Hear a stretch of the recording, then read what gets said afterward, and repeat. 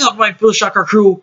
Phil Shocker, the 96 Hedgehog here with our Week 1 team builder of the APM Juniors. Of course, you know who it is. It is your boy Phil Shocker here, the champion of Season 1. And I'm here to defend my title against my first challenger going into the ranks here. And the way I'll be doing this is I'm going to be pretending I'm going to be having like one-on-one matches with them, where I give them future title opportunities and stuff like that. It's just funny. So basically, I give them the fake, if you guys can't see, I'm doing quotations around my hand, fake belts. But I give the real belt to who actually will win this championship. Not really, but like internet-wise, I will. So I give the fake belts, and then I give the legit belt over to the person who actually wins the league. Whether it's me or whether it's someone else, it doesn't matter, because we're all here to have fun. But we are here going against Hacker. If you guys know, I think we've faced Hacker at least 2 times in the past. One definitely because of APA, and I think one in his own league. I'm pretty sure. I don't quite fully know if I don't know or anything like that. Once or twice, but I cannot beat Hacker. I could have maybe beaten Hacker in APA, but I didn't play smart, and I didn't calc something that I should have. But hopefully, he's in my territory. I'm hoping to come back and pick up a win against Hacker, but it's not going to be an easy match, because Hacker is a talented player. Even though he does build quick, he knows how to build quick, and he knows how to play. He's really good. So, let's get into his team. He's got Zero Aura, really strong Electric type, Rabombi, Web's user, and a really strong Fairy, Corvus Squire, which is his Eviolite user, but also a really good defogger if anything need be. Rapidash, a strong Fire type that can be Flame Bunny as well, it can be a problem. Obstagoon, a monster of an offensive threat with Guts, and also decently good with defense with Obstruct can be a problem. Necrozma can be a major problem if it's Dragon Dance or any type of weakness policy outside of my set, which can be a problem. Kaparaja, which is a really good steel type, not the best defensively, but can always be a good rock setter, anything like that. Also a sheer force user. Jellicent, the annoying blob of jelly itself, that can just be an annoyance to deal with. It's super defensive. Hitmonlee, his only other way of getting hazard healing is a defogger and a wrap spinner. In that sense of regard, and it's got some merits. It's really decently good. It doesn't have to worry about the unburden boost anymore now, which can be a really good thing about it, because now it can run stuff like Reckless Limber and stuff like that, so that's really cool. And then Appleton, which is a decently defensive Grass Dragon type, but I really don't think so. You see the main 6 I'm seeking him in the ring. I definitely think Zero Aura, Rabombi, Necrozma for sure, and Rapidash, I think 100%. Obstagoon could be potentially switched out, but I think it is. And I think he has to bring some way to get rid of hazards. So I definitely think Corvus Squire is the way to go, though, in this match. The main mons I don't see coming in this matchup is Hitmonlee and Appleton. Kaparaja and Jellicent do make some sense, but I don't know how comfortable he will bring either one. I think the main 6 you see there, I think those 6 I think he wants to bring the most. So let's go ahead and break down the team we have for you guys first. First off, the one mon I saw on this team that really just runs house on his team is Vikavolt, a.k.a. Vikashock. With Sticky Whips, Thunderbolt, Bug Boost, and Roost, 220 in HP, 76 in defense, 60 in speed def, and a 152 modest nature with the Magnet, because he doesn't have a lot of resistance. If you look back at his team, the only mon that stops my Thunderbolt spam is really just potentially Appleton and his Zero Aura. Other than that, Thunderbolt, Thunderbolt, Thunderbolt, Thunderbolt, Thunderbolt, Thunderbolt, Thunderbolt, Thunderbolt, Bug Buzz, Bug Buzz, Bug Buzz, Bug Buzz. Like, Vikavolt just goes into town.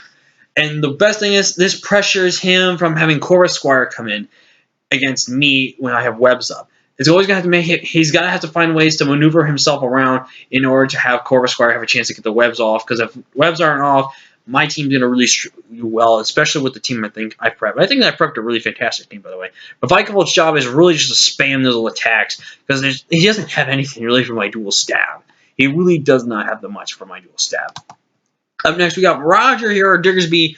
Really interesting Diggersby set this week. We're running 156 HP and 100 speed def to be a bit physically defensive, but primarily mixed defensive with more special def because of this matchup. And max attack, Adam and Baby with strength, because return, fun fact, is not allowed in this game because we're not using really post-home moves. We're using basically the moves I did get cut. But I have Strength, Earthquake, U-Turn, Knockoff, and pretty much most of the time I will be clicking Earthquake. The only time I will be having to click Strength is against the Corvus Squire. but that's where Knockoff's good. Knockoff's also really good because it helps me beat that Jellison 1v1 as well. I am actually faster than defensive Jellison, so that's also really good to know. And basically, I can just hit something hard. If webs aren't up, and depending on what's in, I'll always click U-turn or knockoff, just so I can get rid of an item or dip out and just pivot into something else on my team that I really want. Especially if I want to pivot into this bad boy. My boy, Jet Fighter, the Dragapult, with choice specs, clear body, in case he does bring webs versus my team. This is my only way to potentially could win this game if he does choose to bring webs.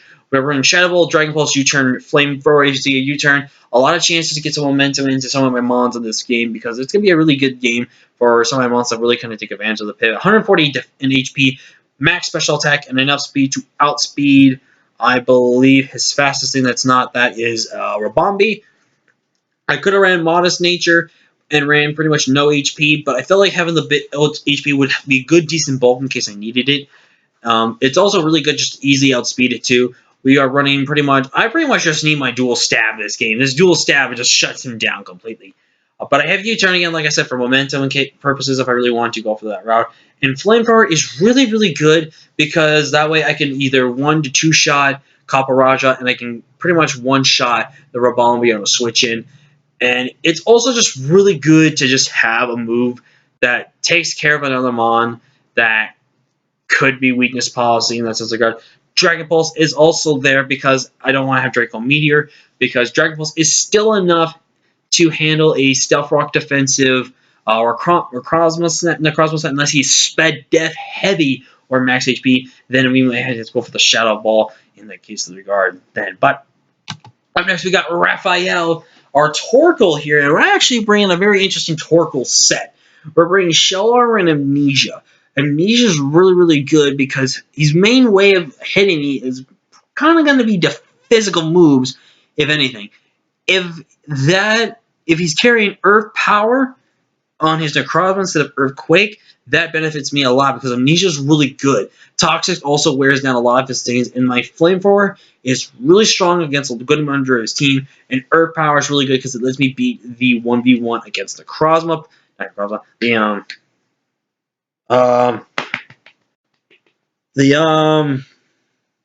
Zeraora, there we go.